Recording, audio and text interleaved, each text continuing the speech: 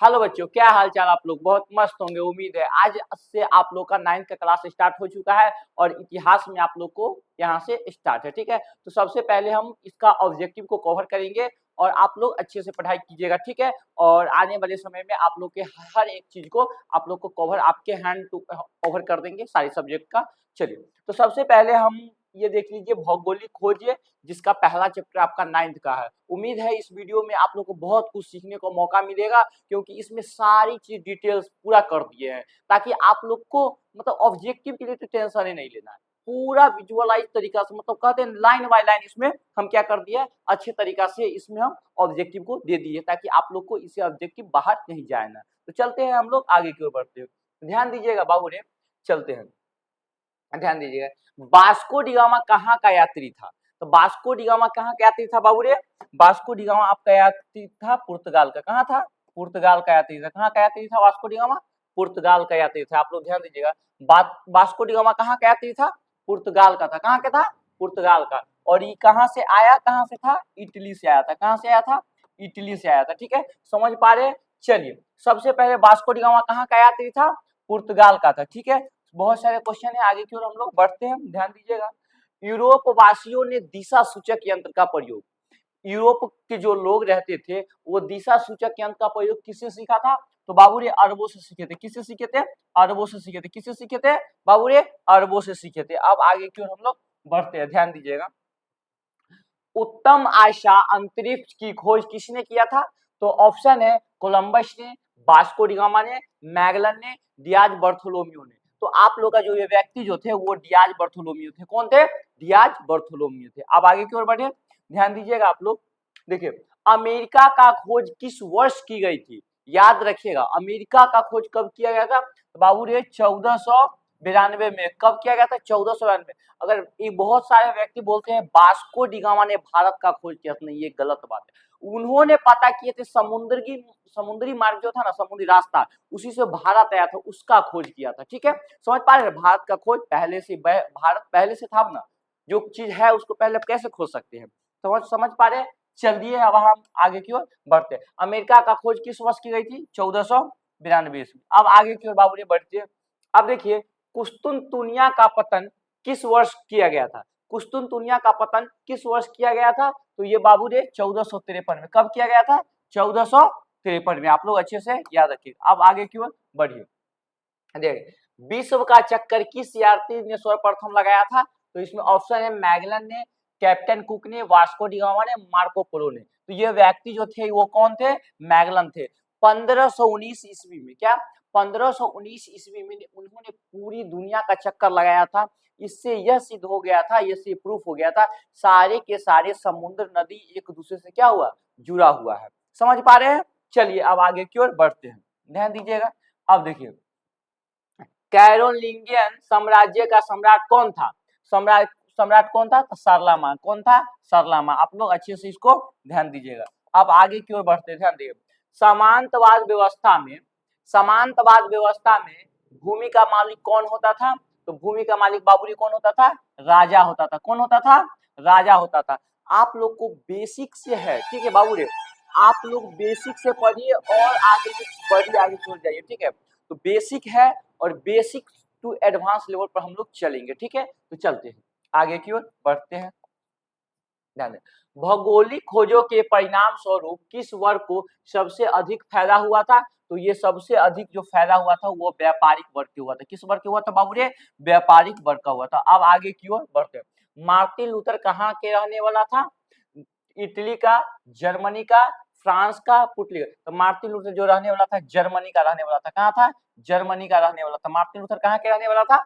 Germany का रहने वाला था। अब आगे की ओर बढ़ते हैं, ध्यान दीजिएगा। अमेरिका का पता किसने लगाया था?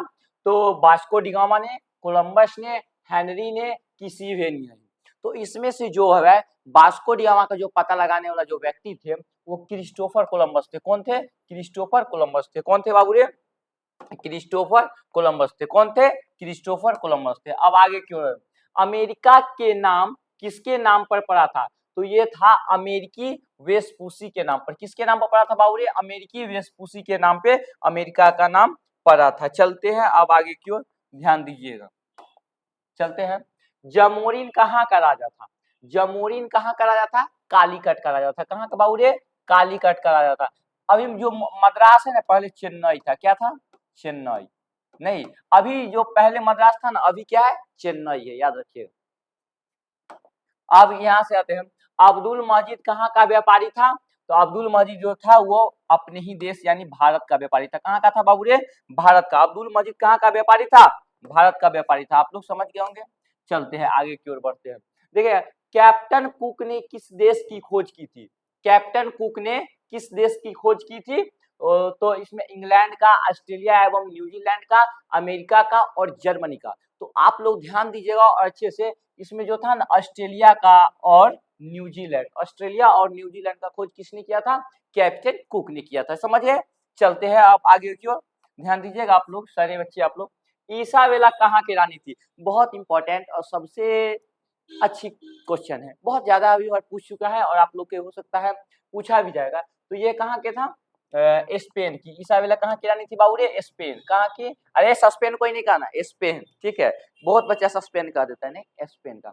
आप लोग को हम एक कहानी सुना रहे हैं, उस कहानी को आप लोग ध्यान से सुनिएगा। ठीक है, देखिएगा कहानी इस प्रकार है, जिस प्रकार एक कुएं को खोदने के लिए पसीना बहुत ज्यादा निकलता है, तब हम लोग पानी पी पाते हैं, उसी प्रकार अपने जीवन को बनाने के लिए आपको पसीना बहाना पड़ेगा, तब जाके आप लोग एक सक्सेस मिलेगा आप लोग को, यानी पाइए मिलिए सब वही बात होता है। तो आप लोग को जीवन में कठिन से कठिन परिश्रम करने की आवश्यकता है, क्योंकि देखिए हमारे माता पिता अमीर नहीं है, क्योंकि सारी संपत्ति सारी कुछ हमको मिल जाएगा, क्योंकि माँ बाप गरीब है तो क्या हुआ, हम तो अमीर बना सकते हैं ना। माँ बाप गरीब हुआ तो क्या हुआ, अमीर हम बना सकते हैं। तो घबराइए मत और पढ़िए अच्छे से, और याद रखिएगा वक्त से पहले कुछ नहीं होता, वक्त आएगा सब कुछ ठीक हो जाएगा। ठीक है, लेकिन आप लोगों को थोड़ा धैर्य बना कर रखना पड़ेगा। पैसेंस जो होता है ना, उसको बहुत आदमी को काम देता है। तो आप लोग धैर्य बना कर रखिए, पढ़ाई कीजिए जोर और शोर से, और ईमानदारी के साथ आप लोग जीवन में छोटा छोटा कदम प्रत्येक दिन बढ़ाइए। क्या करिएगा? छोटा छोटा कदम प्रत्येक दिन बढ़ाना है, ताकि आप लोग को जीवन में बहुत कुछ कर पाइएगा। ठीक है, तो प्रत्येक दिन आप लोग को क्या है, छोटा छोटा कदम उठाना ही पड़ेगा। चलते हैं आगे की ओर, चलते हैं। चलिए, 80 वर्ष तक यूरोपीय अर्थव्यवस्था किस धातु पर निर्भर था? 80 वर्ष तक यूरोपीय अर्थव्यवस्था किस धातु पर निर्भर था बाबू रे?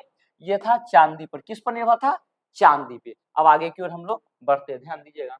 रोमन कैथोलिक चर्च का केंद्र कहाँ बना था? रोमन कैथोलिक कहाँ बना था? रोम में बना था। कहाँ बना था? रोम में बना था। अब आगे की ओर बढ़ते हैं, ध्यान दीजिएगा। हाँ, किस शताब्दी में मध्य युग का अंत, याद रखिएगा, मध्य युग का अंत तथा आधुनिक युग का आगमन मतलब शुरू हुआ था? तो बाबू ये 15 से 16वीं शताब्दी में। किस शताब्दी में? 15 से 16वीं शताब्दी में। ठीक है, अब आगे की ओर बढ़ते, ध्यान दीजिए। पुनः जागरण का केंद्र कहाँ बना था?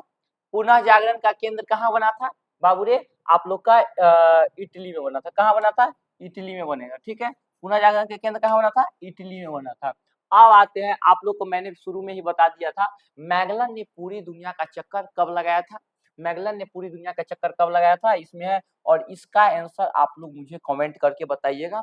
और देखते हैं, इसे आप लोग इस वीडियो को पूरा शायद देखे होंगे, और ये वीडियो से आप लोग को कुछ सीखने का मौका मिला होगा। तो नेक्स्ट वीडियो अपलोड होगा, इसके लिए चैनल को आप लोग सब्सक्राइब कर लीजिए और बेल आइकन को दबा दीजिए, ताकि आप लोग को जो भी वीडियो अपलोड हो, ताकि आप लोग को नोटिफिकेशन मिल जाए, ताकि आप लोग को कुछ नया सीखने को मौका मिले। चलते हैं, नेक्स्ट वीडियो मिलते हैं, तब तक के लिए जय हिंद, जय भारत, वंदे मातरम। ठीक है।